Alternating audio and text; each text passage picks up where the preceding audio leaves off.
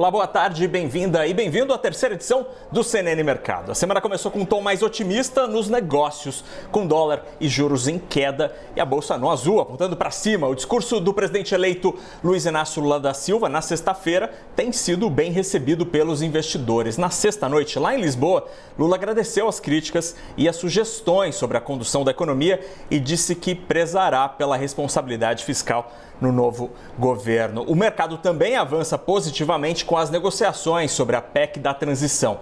Em Brasília, crescem os sinais, os boatos de que os valores relacionados à PEC não vão ficar próximos aos 200 bilhões de reais, como se anunciou na semana passada. Os novos valores ouvidos nesses dias ficam mais perto de 100 bilhões de reais, às vezes até um pouco abaixo disso. Por outro lado, tanta negociação assim no Congresso parece que está destapando outras caixas. E umas delas são bem ruins. Há o temor de que, para dar esse ok à PEC, o Centrão vai exigir a institucionalização das emendas de relator, o orçamento secreto, como moeda de troca, ou seja, diminui a PEC, mas reforça a institucionalidade do orçamento secreto. Sobre as falas de Lula e de integrantes do PT e do governo de transição, tentando acalmar os investidores, a gente ouviu o Gustavo Cruz, que é estrategista da RB Investimentos. Para ele, as declarações ajudam, mas o que o mercado quer saber mesmo é quem vai tocar a economia do próximo governo. Vamos ouvir. Eu acredito que as declarações elas ajudam a acalmar um pouco os ânimos, mas de qualquer maneira eu acredito que o mercado financeiro ele esteja aguardando muito o nome do novo comando da economia no governo Lula. O ministro da Fazenda, que deve ser refeito, o ministro do Planejamento, todos esses nomes são bem importantes para os próximos 4 anos. E com os rumores que têm saído, a gente tem reações bem diversas, reações muito positivas quando saem nomes como Pércio Arida, Meirelles, Armínio Fraga, reações bem negativas quando se fala em Fernando Haddad, em Nelson Barbosa, e reações até um pouco mais neutras quando a gente fala do senador Wellington Dias, no governador atual Rui Costa.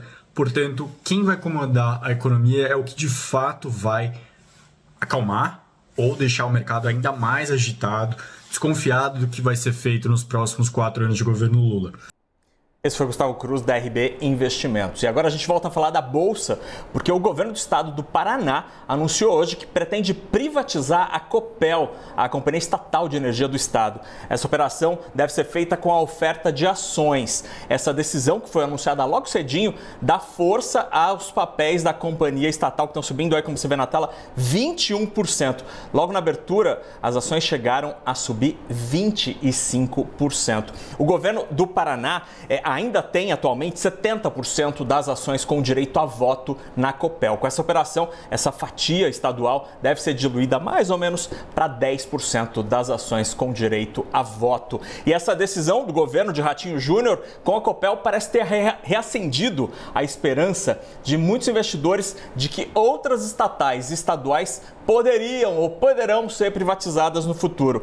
Isso dá força a algumas ações na B3 nesta tarde. Por exemplo, a mineira CEMIG, também do setor de energia, que está subindo mais de 8%. E a paulista Sabesp, de saneamento, ganha quase 5% neste momento. Agora resta saber se Romeu Zema, lá em Minas, e Tarcísio de Freitas, aqui em São Paulo, vão mesmo querer privatizar essas duas empresas a partir do ano que vem.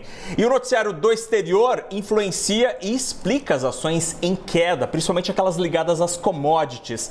A semana começou com o anúncio de um novo lockdown na cidade de Guangzhou, na China, uma cidade de 19 milhões de habitantes no sul do país. É uma região com um bairro especificamente, um grande bairro com 3 milhões e 700 mil habitantes, vai ter um lockdown de 5 dias, inclusive o aeroporto da cidade, que é um dos mais movimentados da China.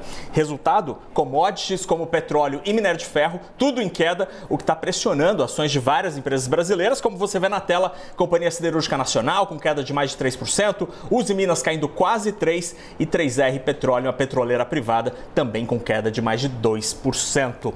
Agora a gente fala de atividade econômica porque o monitor do PIB, medido pela Fundação Getúlio Vargas, mostrou um crescimento de 0,4% na atividade econômica no terceiro trimestre. Isso em comparação comparação com o mesmo período do ano passado.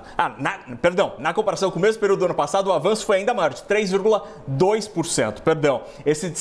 Esse é um destaque no site da CNN. Apesar desse crescimento acumulado no trimestre, houve uma ligeira queda de 0,4% entre os meses de agosto e setembro, o que reforça a percepção de desaquecimento da economia. Esses números da FGV vêm em linha com o recente IBCBR anunciado pelo Banco Central na semana passada, que também tinha registrado esse comportamento de economia estacionada entre um mês e outro. O CNN Mercado vai ficando por aqui. A gente volta daqui a pouco, às 6:50 da noite, com o fechamento dos negócios nesta segunda-feira. E agora você volta ao Visão CNN com Roberta Russo e Sidney Rezende. Até já!